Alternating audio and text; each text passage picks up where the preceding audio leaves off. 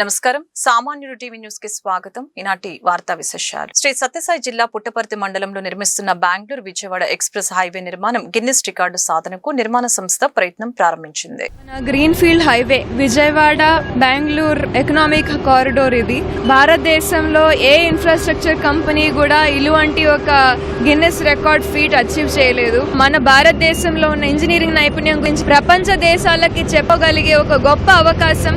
అది నా పుట్టపర్తి కాన్స్టిట్యున్సీ ద్వారా ఇక్కడ జరుగుతున్న ఈవెంట్ ద్వారా చెప్పుకోగలుగుతున్నాము అంటే నిజంగా బాబా గారి ఆశీస్సులు ఉన్నాయి మా మీద. This year on 5th January we again going to attempt 4 Guinness World Records on a road sector. This project is a greenfield access control 6-lane national highway connecting Bangalore to Vijayawada. And we have got 2 packages, package 2 and package 3. So we started this work in the month of March 3rd, 2024, aiming that we'll do the work definitely within time.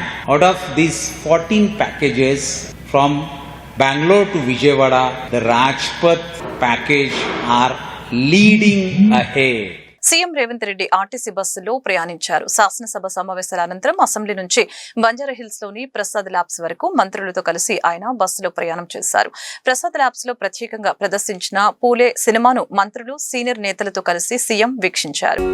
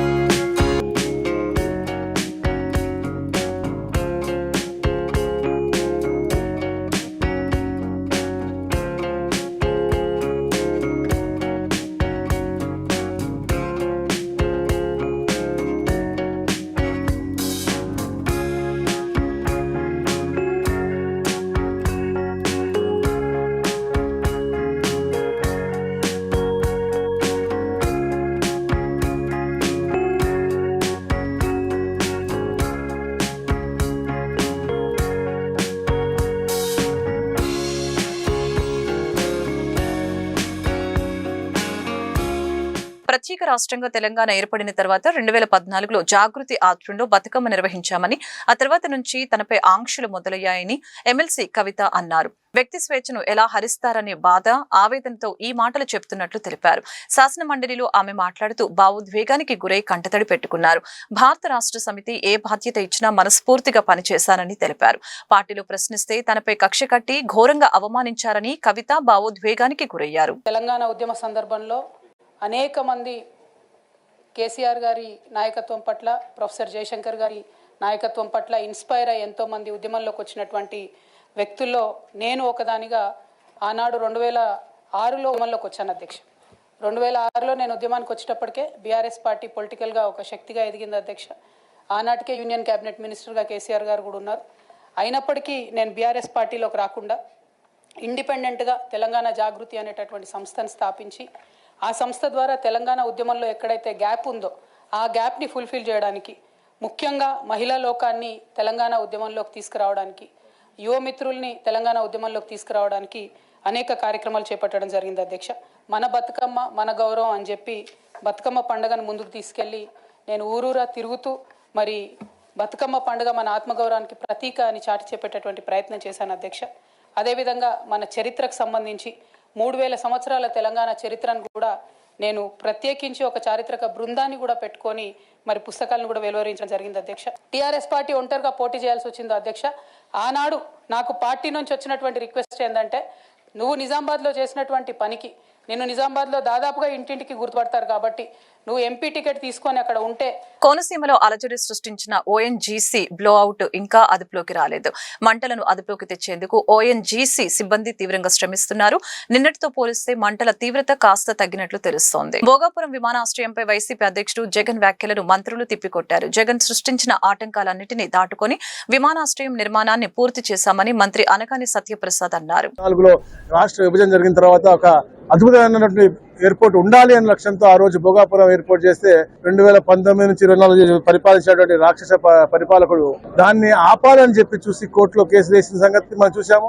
ఇక్కడ airport అవసరం లేదు, మన భూములు మనం కాపాడుకుందామని రెచ్చగొట్టిన దూరంగా మనం చూసాం. 2024లో కూటమి ప్రభుత్వం వచ్చిన తర్వాత 90% పనుల వరకు తీసుకెళ్లి రేపు జూన్ కు ఓపెన్ అవుతా ఉందంటే ఈ ప్రాంత అభివృద్ధిపై కూటమి ప్రభుత్వానికి ఉన్నటువంటి చిత్తశుద్ధి అని చెప్పి తెలియజేస్తా ఉన్నాను. ముందస్తుగానే ఒక ఎయిర్పోర్ట్ నిర్మాణం చేయడం వల్ల ఈరోజు హైదరాబాద్ ఈకో సిస్టమ్ కి అది ఎంతో తోడ్పడింది. మరి అదే దిశగా విశాఖపట్నం ఆంధ్రప్రదేశ్ కి ఒక బిజినెస్ క్యాపిటల్ అవ్వాలని ఒక గ్రీన్ఫీల్డ్ ఎయిర్పోర్ట్ నిర్మాణం కోసం 10 ఏళ్ల క్రితం ఆయన కార్యాచరణ చేస్తే రైతులు రెచ్చగొట్టి చాలా వరకు ఆపడం జరిగింది. అప్పటికే సుమారు మోర్ దాన్ 70% ఎక్విజిషన్ చేయడం జరిగింది. ఆ మిగతా ఉన్నటువంటి 200-300 ఎకరాలు ఏవైతే ఉన్నాయో దాన్ని ఎక్విజిషన్ చేయడానికి కూడా రైతుకు న్యాయం జరిగే విధంగా చేయకుండా చాలా దుర్మార్గమైన పని చేశారనే సంగతి మనకు తెలిసిందే. ట్వీట్ పెట్టుకొని వాళ్ళ క్రెడిట్ లో వేసుకోవడానికి చూస్తున్నారు. కానీ మీరు చేసిందేదో మీ మనస్సాక్షి తెలుసు, ప్రజలకు తెలుసు. ఎర్ర బస్సు కూడా రాని చోట ఏరు బస్సు అవసరమా అని మాట్లాడిన జగన్మోహన్ రెడ్డి గారు మరి మేము పర్మిషన్లు తీసుకొచ్చాం, ల్యాండ్ అక్విజిషన్ చేశాం మరి భోగాపురం ఎయిర్పోర్ట్ కి. మరి జగన్మోహన్ రెడ్డి గారు చిత్తశుద్ధి ఉంటే మరి 1924లో జగన్మోహన్ రెడ్డి గారు ఎందుకు పూర్తి చేయలేదని ప్రశ్న కూడా అడుగుతున్నాం. మళ్ళీ అతి తక్కువ కాలంలోనే మేము పూర్తి చేస్తున్నాం, 6 నెలల్లో ప్రజలకు కూడా అంకితం చేస్తున్నాం. విద్యుత్ ట్రూ డౌన్ చారిత్రాత్మకమని అది కూటమి ప్రభుత్వానికి సాధ్యమని గుడివాడ ఎమ్మెల్యే వెనిగండ్ల రాము తెలిపారు. రంగం దారుణమైన పరిస్థితిలో ఉంది. ఎస్పెషల్లీ మన గుడివాడ ఆక్వా రంగానికి నందివాడ మండలం మొత్తం ప్రసిద్ధి. బేసికలీ ప్రపంచంలో దేశంలోనే నెంబర్ 1 మండలంగా ఉంది.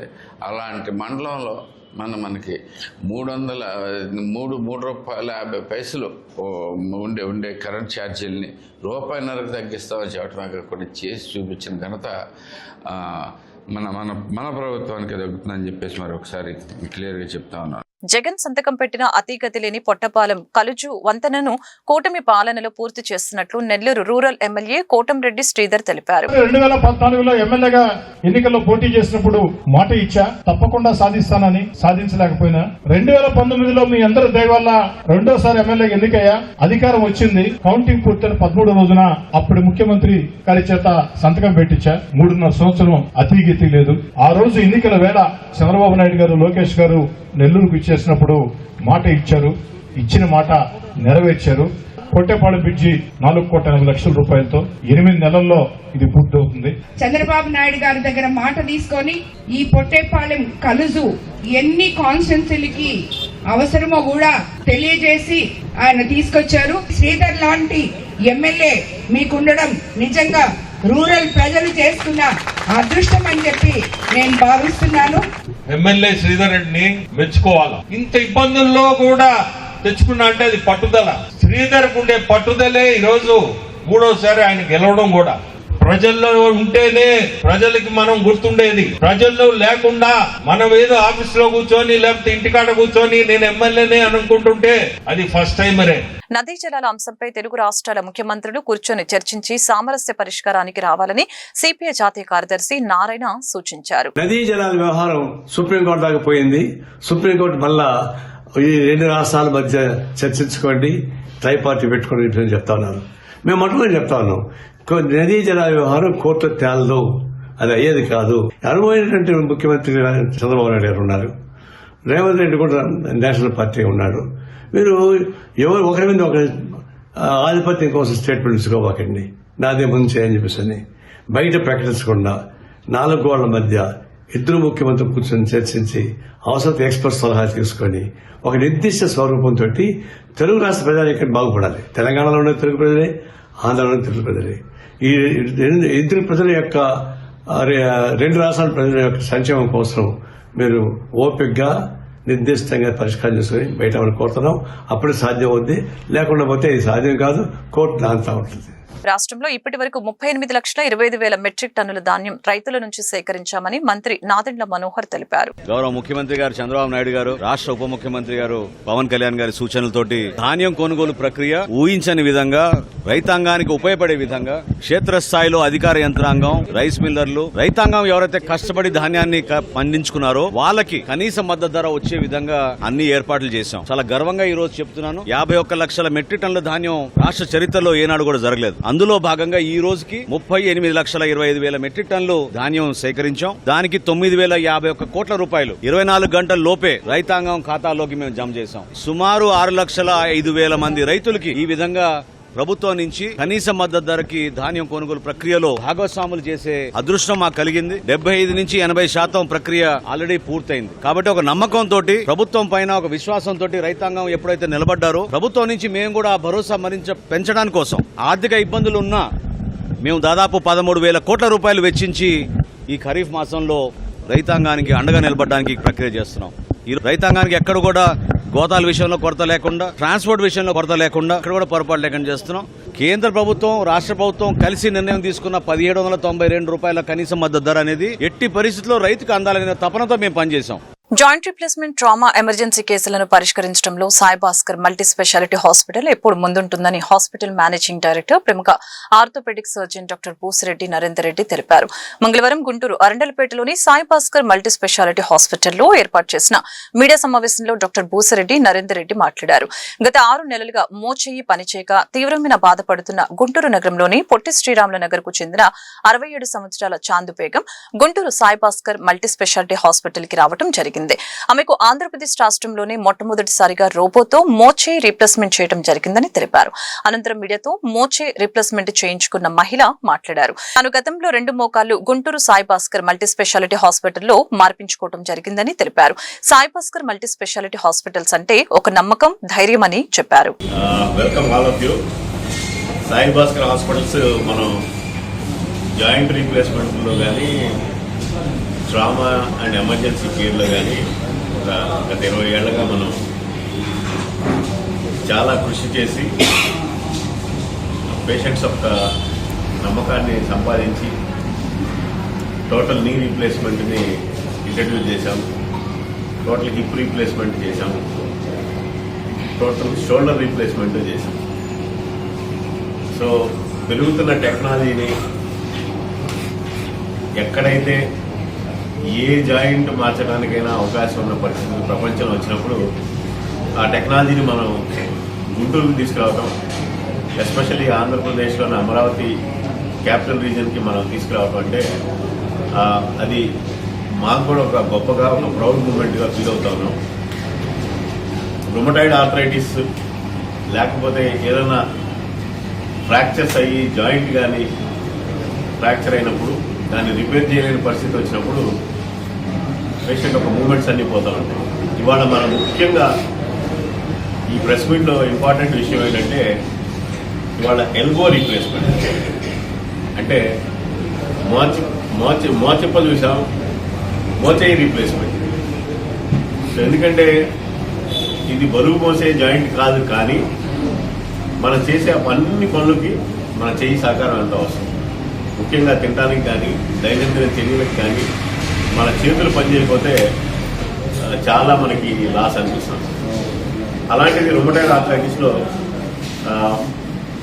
అన్ని జాయింట్స్ డ్యామేజ్ అవుతూ ఉంటాయి. నా దగ్గర ఉన్న పేషెంట్ సిరీస్లో 2 తొంట్లు, 2 మోకాళ్ళు, ఒక భుజం ఒకటే పేషెంట్లో మార్చిన వాళ్ళు కూడా చాలా మంది ఉన్నారు. ఎందుకంటే ఒక జాయింట్ తర్వాత ఒక జాయింట్ డ్యామేజ్ అవుతుంది. ఇవాళ మన దగ్గర ఎల్బో రీప్లేస్మెంట్ చేసిన తను మనతో పాటు ఉన్నారు. మీరు చూసినట్టయితే ఇది చూస్తే మోకాలు ఎలా ఉంటుంది, మోకాలు రీప్లేస్మెంట్. హిప్ రీప్లేస్మెంట్ చూస్తే కప్పు, బాల్, ఇది హిప్ రీప్లేస్మెంట్. సో ఇవన్నీ ఏంటంటే పెద్ద పెద్ద జాయింట్స్. మీరు కానీ చూసినట్టయితే దిస్ ఈజ్ ఎల్బో రీప్లేస్మెంట్. ఈ చిన్న స్ట్రక్చర్ మీరు చూసినట్లయితే this is the elbow replacement implant. ఇది చాలా హెల్ప్ చేశారండి. చేతులు, కాళ్ళు కొన్ని సంవత్సరాల క్రితం కాళ్ళు చేశారు. 2 కాళ్ళు బాగున్నాయి, ఆరోగ్యంగా తిరుగుతున్నాను. అంతకుముందు మా వారికి కూడా ఆరోగ్యం బాగుంటే ఇక్కడే హెల్త్ ప్రాబ్లం వస్తే ఫస్ట్లో డాక్టర్ గారు ఇక్కడికే వచ్చాను. మేము ఎక్కడికి వెళ్ళాము అసలు. మాకు మంచిగా చెడైనా ఆయనే మంచిగా చూశారు, మమ్మల్ని ప్రేమగా చూశారు. ఉన్నవాళ్ళ లేదు, లేని వాళ్ళ లేదు, అందరినీ ప్రేమగా పలకరిస్తారు. వేరే డాక్టర్ల దగ్గరికి వెళ్ళాలన్నా మాకు భయం. మాకు అలవాటు లేదు. మాకు ఇక్కడే అలవాటు అయిపోయింది. నా చెయ్యి చాలా బాగా ఇదిగా ఉంది. రోజు దగ్గర చేసి 2-3 వారాలు కదండి, 3 వారాలు భోజనం చేస్తున్నాను. కొంచెం ఈరోజు తలనొప్పులు కొన్ని రాగలిగాను. చాలా కష్టంగా ఉండేది, చెయ్యి అసలు పనిచేసేది కాదు. ఇట్లా అని ఏదైనా పట్టుకొని ఇట్లా అనుకుంటే ఇక్కడ ఏదో గుంటూరు నగరంలోని అరండలపేటకు చెందిన కాట్రపాటి వెంకటప్పయ్య వద్ద 1976 సంవత్సరంలో గాదిరెడ్డి కోటేశ్వరరావు 1 ఎకరం 4 సెంట్ల స్థలం కౌలుకి తీసుకుని కూరగాయలు పండించుకుంటూ జీవనం సాగిస్తున్నారు. 1981 సంవత్సరంలో అదే స్థలాన్ని ఆయన కొనుక్కున్నారు. గాదిరెడ్డి కోటేశ్వరరావు తన పెద్ద కుమార్తె అయిన పూజల రమణికి పసుపు కుంకుమ కింద ఎకరం 4 సెంట్ల స్థలాన్ని 1993లో రాసిచ్చారు. 2023 సంవత్సరంలో 1100 గజాల స్థలంలో శ్రీ కేదారేశ్వర దేవస్థానం ఏర్పాటు చేస్తున్నాం. మిగిలిన స్థలాన్ని కౌలుకిచ్చి వచ్చిన కౌలు డబ్బులతో మరియు కొంతమంది దాతల సహకారంతో నూతన గుడి నిర్మాణం చేస్తున్నాం. అదే స్థలంలో రేకుల షెడ్డుతో కేదారేశ్వర స్వామి విగ్రహం, అమ్మవారి విగ్రహం, శివలింగం, వినాయక స్వామి విగ్రహం పెట్టి నిత్యం పూజా కార్యక్రమాలు నిర్వహిస్తున్నాం. శివపార్వతి, గూడూరి లక్ష్మీనారాయణ, నడింపల్లి ప్రసాదు, నాగరాజు, అనిల్, కారంపూడి లక్ష్మణ్, వనమ గీతా మురళి, జంధ్యాల హరిబాబు, గోపి అనే వ్యక్తులు స్థలం వద్దకొచ్చి ఆవుల గోశాల, వాచ్మెన్ రూమ్, నిత్యం పూజ కార్యక్రమాలు జరిగే షెడ్డును క్రేన్ సహాయంతో నేలమట్టం చేశారు. ఇదేమిటని వారిని మేం ప్రశ్నిస్తే ఈ స్థలం మాది అంటూ నన్ను, నా భార్యను దూషించారు. ఇంకా ఏరే వాళ్ళు చెప్పారు పలానా సాటర్డే వస్తాంలేండి తర్వాత చెప్పుకున్నది. గోశాల నడుపుతున్నాం ఆల్రెడీ దాంట్లో అని ఇన్ని చేసుకుంటూ ఉంటే మాదని వచ్చి వాళ్ళు ఇట్లా మమ్మల్ని ఇబ్బంది పెడతా. వాళ్ళు మరి పార్టీ పరంగా అయితే వాళ్ళు ఇంతకుముందు వైసీపీలో ఉన్నోళ్ళే, వాళ్ళు ఎలాంటిది ఆ మీడియా కూడా చూస్తున్నాం. మమ్మల్ని మాదని చెప్పి వచ్చి మమ్మల్ని బయటికి జరుగుతున్నారు. మాదని చెప్పే వాళ్ళు బయటికి జరుగుతున్నారు. విషయంపై మీరు కలెక్టర్ గారిని కానీ ఎవరన్నా కలవటం జరిగిందా? కలెక్టర్ గారిని మేము కలవలేదు సార్. డైరెక్ట్గా ఇప్పుడే మనం ఇట్లా సీఎం గారికి పెట్టుకున్నాం. ఎందుకంటే ఈ పైనుంచి వాళ్ళకి మా అర్థమైంది రాజకీయ పరంగా బాగా ఒత్తిళ్ళు ఉన్నాయి. స్టేషన్లో కూడా వాళ్ళు ఆయన కూడా ఏమి అంటే కొద్దిగా పట్టినట్టుగా కారణం ఏంటంటే తెలియదు, మనకి కారణం తెలియదు. ఆయన ఎందుకు ఇది అవుతున్నాడు అనేది కూడా మనకు కూడా తెలియదు. మాకు వచ్చేటప్పటికి ఈ నలబాడు పరిధే కదా సార్ మాది. మేము కంప్లైంట్ పెట్టాం, మొన్న పెట్టాం, 3 రోజుల క్రితం పెట్టాం. పాపం ఆయన వల్ల మనకి ఎలాంటి మనల్ని ఒత్తిడి చేయలేదు, విచారిస్తున్నాడు. ఆయన కూడా ఏంటో పరుస్తానని చెప్పి మరి పైన వాళ్ళ నుంచి కూడా ఆయనకు కూడా ఒత్తిడి ఉంటుంది కదా చేయగా, అందువల్ల ఏదన్నా ఆలోచించుండొచ్చు. అంతకుమించి మేము ఆయన గురించి మనం వీళ్ళైతే మాత్రం పక్క వైసీపీ నాయకులు ఆడ గుండాజంగా అసలు మమ్మల్ని చంపేస్తాము, శవాలు కూడా దొరకనివనే పరిస్థితిలో మనల్ని భయభ్రాంతులు చేశారు సార్. తప్పనిసరిగా అసలు కేసులు వాళ్ళే SC ST కేసు పెట్టి అట్రాసిటీ ఇచ్చేసి ఎందుకు అడ్డు చేస్తాం ఇటు చేస్తాం నుంచి మమ్మల్ని బాగా ఇబ్బంది పెట్టి మమ్మల్ని మనసు గురి చేస్తున్నారు సార్. ఏం కోరుకుంటున్నారు మేము మాది మాకు దక్కితే చాలు సార్. మేము వాళ్ళ నుంచి ఎవరిని ఏమి చేయాల్సినది ఏం లేదు. వాళ్ళ నుంచి మాకు రక్షణ కావాలి, ప్రాణ రక్షణ పూర్తిగా కావాలి. ఎప్పుడు ఏం చేస్తారో కూడా తెలియనంత ఇదిగా ఆడ మమ్మల్ని బాగా వేసి పార్సిల్ కూడా తెచ్చుకొని ఆడే కూర్చొని తినేస్తున్నారు. అసలు ఎటు కూడా కదలట్లేదు ఆడ నుంచి. బ్యాచీగానే ఉన్నారు, అక్కడ బ్యాచీగానే ఉంటున్నారు. ఆల్రెడీ ఉన్నాయి దాంట్లో కలిపి బ్యాచీగానే ఉన్నారు వాళ్ళు. ఆల్రెడీ మందు బాటిల్స్ ఆడే ఉంటుంటే కనపడుతుంటే లేదు, కొన్ని తీసేయచ్చు 1-2 కనపడుతున్నాయి మన కాడ. ఎప్పుడు 10 మంది ఉంటూనే ఉన్నారు. ఇక్కడ ఎవరు నన్ను అందరూ అడుగుతున్నారు ఏంది వాళ్ళు ఎవరు ఏందని ఇలా వచ్చారు. కానీ అసలు వాళ్ళు ఎవరు ఇంతవరకు నాకు కనపడలేదు. ఈ జంధ్యాల హరిబాబు అని అతను కనపడలేదు. ఆయన వనమ గీతామురళి అని ఆయన నాకు ఇంతవరకు కనపడలేదు. వీళ్ళు మధ్యలో వీళ్ళందరూ వచ్చి మాది అని చెప్పి వాళ్ళ అనుచరులని చెప్పుకోవడం జరుగుతుంది. ఇది ప్రజెంట్ వీళ్ళందరికి బ్యాక్గ్రౌండ్ గూడూరు నాని. వైఎస్ఆర్సీపీలో ఎందుకు లేరు, ఉండే ఆడ నుంచే యువతలకు వచ్చింది. ఒకళ్ళు వచ్చాడేమో కానీ ఉంటాం దాంట్లో. మాతనకి నీళ్లు పెట్టుకుంటాను బాలన్నా భయం పడుతుంది సార్. మాకు మీరేం చేస్తారో చెప్పండి సార్. నాకేం అక్కడికి మేము పోవటం మాకు ఆడ చూసుకుంటాం. మేము అది మా గుడి నిర్మాణం చేసుకోవాలనుకుంటున్నాం. ఎన్ని రోజుల నుంచి జరుగుతుందమ్మా ఇలా? 3 నెలల నుంచి జరుగుతుంది సార్. బాగా ప్రజెంట్ ఏమన్నా ఇప్పుడు మన దగ్గరికి వచ్చాడు సార్ ఒక అతను. మొన్న ఒక అతను దగ్గరికి వచ్చాడు. నేను ఆవుని కాడికి వస్తున్నాడు అనుకున్నా కానీ ఇట్లా వస్తున్నాడు అది తెలియదు నాకు. కూటమి ప్రభుత్వం ఆంధ్రప్రదేశ్ రాష్ట్రంలో అధికారంలోకి వచ్చినప్పటి నుంచి సంక్షేమం అభివృద్ధిలో పరుగులు పెడుతుందని ఎమ్మెల్యే నజీర్ మేయర్ కోవలమూడి రవీంద్ర పేర్కొన్నారు. గుంటూరు తూర్పు నియోజకవర్గంలో 2,20,00,000 వ్యయంతో పలు అభివృద్ధి కార్యక్రమాలకు శంకుస్థాపన చేశారు. ఈ సందర్భంగా వారు మీడియాతో మాట్లాడారు. తూర్పు నియోజకవర్గంలోని 50, 51, 52, 53 డివిజన్ పరిధిలో సీసీ రోడ్లు, సైడ్ కాలువలు, డ్రైనేజీ నిర్మాణం చేయబోతున్నామని తెలిపారు. ప్రజలకు కావాల్సిన మౌలిక వసతులు ఏర్పాటు చేయడంలో చంద్రబాబు నాయుడు నాయకత్వంలో పలు అభివృద్ధి కార్యక్రమాలు చేపట్టినట్లు తెలియజేశారు. తూర్పు నియోజకవర్గం అభివృద్ధి వైపు ప్రజలు చూసే విధంగా సుందర నియోజకవర్గంగా చేయబోతున్నట్లు ఈ సందర్భంగా తెలిపారు. గుంటూరు నగరంలోని 50, 51, 53, 55 డివిజన్ సంబంధించినటువంటి పలు అభివృద్ధి కార్యక్రమాలు, ముఖ్యంగా మన డొంక రోడ్డు ఆర్ట్స్ సెంటర్ నుంచి సంజీవ్ నగర్ వరకు 1,20,00,000 రూపాయలతో సీసీ రోడ్డుని ఏర్పాటు చేసేటువంటి కార్యక్రమం. అంతేకాకుండా శ్రీనగర్ 7వ లైన్లో అనేక అలాంటి అభివృద్ధి కార్యక్రమాలు ఎన్నికలు 2.5 కోట్ల రూపాయలతో ఈరోజు శంకుస్థాపన చేసుకోవడం జరిగింది. ముఖ్యంగా ఈరోజు కూటమి ప్రభుత్వంలో చంద్రబాబు నాయుడు గారి నాయకత్వంలో దళిత వాడల్లో ఉన్నటువంటి మౌలిక వసతులను అభివృద్ధి చేసేటువంటి ఆలోచనతో గతంలో నగరపాలక సంస్థ వచ్చినటువంటి నిధులు రాష్ట్ర ప్రభుత్వం దగ్గర తెచ్చుకునేటువంటి పరిస్థితులు ఉంటుంటే ఈరోజు మన ప్రభుత్వం ఏర్పడిన తర్వాత ఎక్కడ నిధులను అక్కడ సద్వినియోగం చేసుకునేటువంటి కార్యక్రమం జరుగుతూ ఉంది. కాబట్టి ఈరోజు నగరంలో అనేక అభివృద్ధి కార్యక్రమాలు మేమందరం కూడా చేస్తూ ఉన్నాం. తప్పకుండా గుంటూరు తూర్పు నియోజకవర్గాన్ని ఒక మోడల్ నియోజకవర్గంగా రాబోయేటువంటి 2 సంవత్సరాల్లో పూర్తిగా ఇక్కడ ప్రాంత ప్రజలు 2 టౌన్ అనేటువంటి మాట కాకుండా 1 టౌన్ లో వెళ్ళి చూడండి అనే ప్రభుత్వ అభివృద్ధి సంక్షేమ పథకాలను ప్రజల్లోకి విస్తృతంగా తీసుకువెళ్లడం ఫలితంగానే ఉత్తమ కార్యకర్త అవార్డు దక్కిందని 23వ డివిజన్ టీడీపీ నాయకురాలు లాం నవమి తెలిపారు.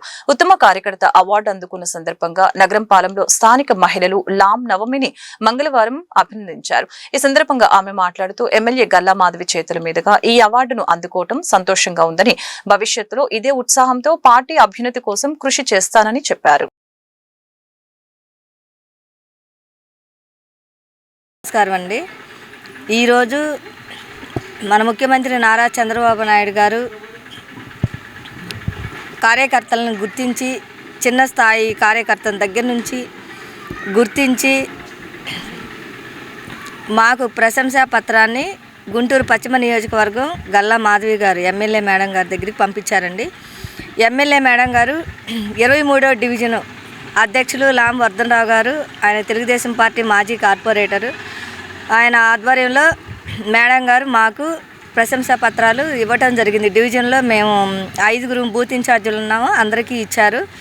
చాలా సంతోషంగా ఉంది. ప్రతి కార్యక్రమం కూడా చంద్రబాబు నాయుడు గారు ప్రవేశపెట్టిన ప్రతి కార్యక్రమంలో మేము పాల్గొన్నాము. మరీ ముఖ్యంగా మాకు అప్పుడు పరిశీలకులుగా ఉన్న చింతకాయల సాయి గారు మాకు అప్పుడు యాప్ల విషయంలో చాలా హెల్ప్ చేశారు. కొంతమందికి తెలియదు యాప్ ఎలా ఉపయోగించాలన్నది. నైట్ టైం 8, 9, 10 అప్పుడు కూడా మేము వర్క్ చేసాము. ఆ యాప్లు ఇలా వాడాలండి, ఇలా అని చెప్పి మాకు అందరికి అర్థమయ్యేలాగా ఇసుక్కోకుండా అందరికీ చెప్పి సాయి గారికి కూడా హృదయపూర్వకంగా ధన్యవాదాలు తెలియజేస్తున్నామండి. అలాగే లాం వర్ధనరావు గారు డివిజన్ అధ్యక్షులు, ఆయన కూడా మాకు ఏ టైం అయినా అందుబాటులో ఉంటూ మాకు సహకరించారు. ఆయనకి ధన్యవాదాలు తెలుపుతున్నాము. ప్రతి ఒక్కరికి పేరు పేరున చంద్రబాబు నాయుడు గారు కార్యకర్తలు నా బలం అని అన్నారు. అది మర్చిపోకుండా మమ్మల్ని గుర్తుపెట్టుకొని గత 5 సంవత్సరాల్లో మేము పడ్డ కష్టానికి మమ్మల్ని గుర్తించి మాకు ఈ ప్రశంసా పత్రాన్ని అందించినందుకు హృదయపూర్వకంగా మేమందరం ధన్యవాదాలు తెలుపుతున్నాము. అలాగే మా మహిళలు, నా సైన్యం, నన్ను అంటిపెట్టుకుని ఎప్పుడు ఉంటారు వీళ్ళు, ఏ టైం అయినా సరే. వీళ్ళందరూ తనకు జూలూరు గోపి అనే వ్యక్తి నుండి ప్రాణహాని ఉందని గుంటూరు జిల్లా ఫిరంగిపురం మండలం వేములూరిపాడు గ్రామానికి చెందిన తుర్లికొండ గౌతమ్ సాయి ఆవేదన వ్యక్తం చేశారు. మంగళవారం గుంటూరు కలెక్టర్ కార్యాలయంలో తుర్లికొండ గౌతమ్ సాయి మీడియాతో మాట్లాడారు. వేములూరిపాడు గ్రామంలో జూలూరు గోపి రేషన్ బియ్యం వ్యాపారం చేస్తున్నాడని, ఆ నేపథ్యంలో అతనికి మరికొందరు వ్యక్తులకు గొడవ జరుగుతున్నాయని, ఆ గొడవలకు తనకి ఏమాత్రం సంబంధం లేకున్నా తన ప్రమేయం ఉందని అపోహతో తనతో జూలూరు గోపి నిత్యం గొడవలు పడుతున్నాడని తెలిపారు. తనకు జూలూరి గోపి నుంచి ప్రాణహాని ఉందని తెలిపారు. మాది ఫిరంగిపురం మండలం వేములూరిపాడు గ్రామం. గత కొన్ని రోజులుగా వేములూరిపాడు గ్రామానికి చెందిన జూలూరు గోపి అనే వ్యక్తి అతను చేస్తున్న రకరకాల వ్యాపారాల్లో రేషన్ బియ్యం వాటికి సంబంధించిన వాటిల్లో ఊర్లో కూడా గొడవలు జరుగుతున్నాయి. వాటికి సంబంధించిన వాటిల్లో నేనేదో ఇన్వాల్వ్ అయి ఉన్నామని అపోహతో రకరకాలుగా నా మీద చాడీలు చెప్తూ, నా మీద దుర్భాషలాడుతూ, నాకు ఫోన్ చేసి కూడా రకరకాలుగా బూతులు తిడుతూ, అనేక విధాలుగా దుర్భాషలాడుతూ మా ఇంట్లో వాళ్ళని, మా వాళ్ళని, అందరినీ దుర్భాషలాడుతూ ఎలా పడితే అలా తిడుతున్నాడు. నువ్వు రోడ్డుకు వచ్చి నేను చంపేస్తాను, కత్తులతో బెదిరిస్తున్నాడు. కత్తులతో బెదిరిస్తా కూడా నీకోసమే కత్తులు తయారు చేయించాను, తలవారు చేయించాను రా, అది నీకోసమే అని రకరకాలుగా చెప్తున్నాడు. దానికి సంబంధించి ఇదిగోండి ఈ ఫోటో పెట్టి నా పేరు పెట్టి మెన్షన్ చేసేలా రకరకాలుగా బెదిరిస్తున్నాడు. అతని వల్ల నాకు ప్రాణహాని ఉంది. దీన్ని గట్టిగా చర్య తీసుకొని ఎస్పీ గారు మీరే గట్టిగా నాకు సపోర్ట్ చేయాలి. మీరు లేని పక్షంలో మాకు మరి ఏదో ఒకటి ఆత్మహత్య దిక్కండి. మాకు మీరు ఎట్టి పరిస్థితుల్లో ఈ గోపి అనే వ్యక్తి మీద చర్య తీసుకొని మాకు న్యాయం చేయవలసిందిగా కోరుతున్నాను. లోకల్ పోలీస్ స్టేషన్లో కూడా నేను ఫిర్యాదు చేశాను. అయినా కూడా వాళ్ళు రాజకీయ అండదండలు చూసుకొని వాళ్ళు బలాలు ఉపయోగించుకొని నా మీద ఎటువంటి చర్య తీసుకోకుండా వాళ్ళు ప్రయత్నిస్తారండి. నాకు చాలా బాధగా ఉంది. అందుకని నేను ఈ మీడియాని ఆశ్రయించాను. ఇంకేమున్నాయి ప్రూఫ్స్, ఏమున్నాయి కామెంట్స్? ప్రూఫ్స్ ఏమున్నాయి, కామెంట్స్ ఏంటి? దీనిలో నాకు సంబంధించి అన్ని పెట్టినవి, నా పేరుతో పెట్టినవి, కత్తులు పెట్టుకొని ఇంకా అరాచకమే, నీకు ఆయుధ పూజ చేసి నీకు రెడీగా ఉంచాను, నువ్వు దొరికితే నీకు గుందరే గౌతమ్ అని నా పేర్లు ఫస్ట్ లెటర్లో అన్నీ పెట్టి రకరకాలుగా అన్ని రకాలుగా అతను పెట్టుకొని నన్ను ఎట్లా పడితే అట్లా చేస్తున్నాడు. ఊళ్ళో కూడా ఇతను వల్ల నాకు ప్రాణహాని ఉంది. ఫోన్ మాట్లాడిన రికార్డింగ్లు అన్నీ వాట్సాప్ స్టేటస్లు పెట్టుకున్నాడు. పర్టికులర్గా నా పేర్లు కూడా పెట్టాడు. అన్ని రికార్డింగ్లు సహా వీడియోలతో సహా అన్నీ నా దగ్గర ఉన్నాయి. ఇంత ప్రూఫ్ ఉన్నా కూడా అతన్ని ఎవరు ఏం పట్టించుకోవట్లేదు, ఎవరు ఏం అనట్లేదు. దీని గురించి ఎస్పీ గారు గట్టిగా చర్య తీసుకోవాల్సిందిగా మనవి చేసుకున్నాను. వేరే మా కులం పేరెత్తి 20 ఇళ్లలో మీరేం చేస్తారా నన్ను కుమ్మర నా కొడక, అది ఎట్లా పడితే అట్లా కులం పేరు పెట్టి కూడా దుర్భాషలాడుతూ ఎలా పడితే అలా చేస్తున్నాడు. మీరు దయచేసి కూటమి ప్రభుత్వం ప్రజలకు ఎంత మంచి పనులు చేసినా వైసీపీ పార్టీకి సంబంధించిన మీడియాలో అసత్య ప్రచారాలు మానుకోవాలని హితవు పలికారు. కూటమి అధికారంలోకి రాగానే సంక్షేమం, ఆరోగ్యం, వైద్యం పైన అత్యధిక ప్రాధాన్యత ఇచ్చాం. పేదలు, బడుగులు ప్రతి గుంటూరు జిల్లా వ్యాప్తంగా ఉన్న 108, 104 వాహనాలు అన్ని మంచి కండిషన్ లో ఉన్నాయి. ప్రజాసేవకు కూటమి ప్రభుత్వం ముందడుగులు వేస్తుంటే వైసీపీ నేతలు పాలనలో పాత 108 వాహనాలు తెచ్చి రంగులు వేసి కోట్లాది రూపాయలు దోచిపెట్టిన సంగతి అందరికీ తెలిసిందే. వైసీపీ నేతలు ఎవరైనా దమ్ముంటే జిల్లా వ్యాప్తంగా ఉన్న 108 వాహనాలలో లోపాలు ఉంటే చూపించే దమ్ముందా అని సవాలు విసిరారు. అసత్య ప్రచారాలు చేస్తే కూటమి ప్రభుత్వం చూస్తూ ఊరుకోదు, చట్టపరమైన చర్యలు తీసుకుంటామని హెచ్చరించారు. మేము ఎంత మంచి చేసినా ఆ మంచిని కూడా చెప్పుకోవాల్సినటువంటి పరిస్థితి గతంలో పరిపాలన చేసినటువంటి ప్రభుత్వంలోని పెద్దలు ఒక పరిస్థితి కల్పిస్తున్నారు. మేము కూడా చెప్పుకునేది. ఎందుకంటే మేము చేసే మంచిని వాళ్ళ అసత్యాల రూపంలో వాళ్ళకున్నటువంటి ఛానల్ కానీ, వాళ్ళకున్నటువంటి పేపర్ కానీ, అట్లనే గతం నుంచి కొన్ని కోట్లు వెచ్చించి సోషల్ మీడియాని మెయింటైన్ చేస్తారు. దాంట్లో విచ్చలవిడిగా ప్రచారాలు చేసే ఒక దుర్మార్గమైనటువంటి దుర్నీతికి వాళ్ళు పాల్పడిన తర్వాత ఇవాళ మేము కూడా చేస్తున్నటువంటి మంచిని ప్రజలకి వివరించాల్సిన పరిస్థితి వచ్చింది. తప్పట్లేదు. ఎప్పటి నుంచో ఉన్నటువంటి మన రాష్ట్రంలో ఈ 108 సిస్టమ్ కానీ, 104 కానీ, లేదు ఈ తల్లి బిడ్డల ఎక్స్ప్రెస్ ఏదన్నా 102 కింద ఉన్నటువంటి వాహనాలన్నీ కూడా మా ప్రభుత్వం వచ్చిన తర్వాత, ఉమ్మడి ప్రభుత్వం వచ్చిన తర్వాత ఏదో కొన్ని వెహికల్స్ అన్నీ మూలన పడిపోయినట్లుగా, సక్రమంగా మేము నిర్వహణ చేయట్లేదు అన్నట్టుగా ఈ వైఎస్ఆర్ పార్టీ అనే ఒక పార్టీలోని పెద్దలు కొంతమంది ప్రజల్లో ఒక అయోమయం, ఒక అసత్యాలను ప్రచారం చేసేటటువంటి ఒక దుర్మార్గమైన చర్య గత 4-5 రోజుల నుంచి జరుగుతోంది. అంటే ఎంతగా వాళ్ళు దిగజారిపోయారంటానికి ఇదే నిదర్శనం. ఉమ్మడి ప్రభుత్వం వచ్చిన తర్వాత రాష్ట్ర అభివృద్ధి, సంక్షేమానికి ఎంత ప్రాధాన్యతమో అంతకు మించినటువంటి ప్రాధాన్యతని ప్రజల యొక్క ఆరోగ్యం రక్షించడంలో ఇస్తున్నాం. మేము వైద్యానికి అట్మోస్ట్ ప్రయారిటీ ఇస్తున్నాం. మేము ఆ పర్యవసానమే ఇవాళ మనం ఉన్నటువంటి గుంటూరు గవర్నమెంట్ హాస్పిటల్ చూస్తే గతం కంటే దాదాపుగా 50% ఆక్యుపెన్సీ ఎక్కువ పెరిగిందట. అంటే ఒక నమ్మకంతో ఇలా ప్రజలందరూ కూడా ఇంతకుముందు అమ్మో గవర్నమెంట్ హాస్పిటల్ అనేది నుంచి ఇవాళ మేము గవర్నమెంట్ హాస్పిటల్కే వెళ్తాము అని చెప్పేసి ఇక్కడికి వస్తున్నారని చెప్పేసి కూడా డాక్టర్లు చెప్తున్నారంటే మేము ఎంత ప్రయారిటీ దానికి ఇస్తున్నామో ఒకసారి ప్రజలందరూ కూడా అర్థం చేసుకోండి. ఈ 108, 104, 102 సర్వీసులు వస్తే మన ఉమ్మడి గుంటూరు జిల్లా వ్యాప్తంగా తీసుకుంటే 66 వెహికల్స్ ఉన్నాయి 108లో. ఈ 104 వచ్చేసి 67 వెహికల్స్ ఉన్నాయి. ఈ 102 కింద వచ్చేసి 31 వెహికల్స్ ఉన్నాయి. ఈ వార్తలు ఇంతటితో సమాప్తం. మరొక బులెటిన్లో మళ్ళీ కలుద్దాం. నమస్కారం.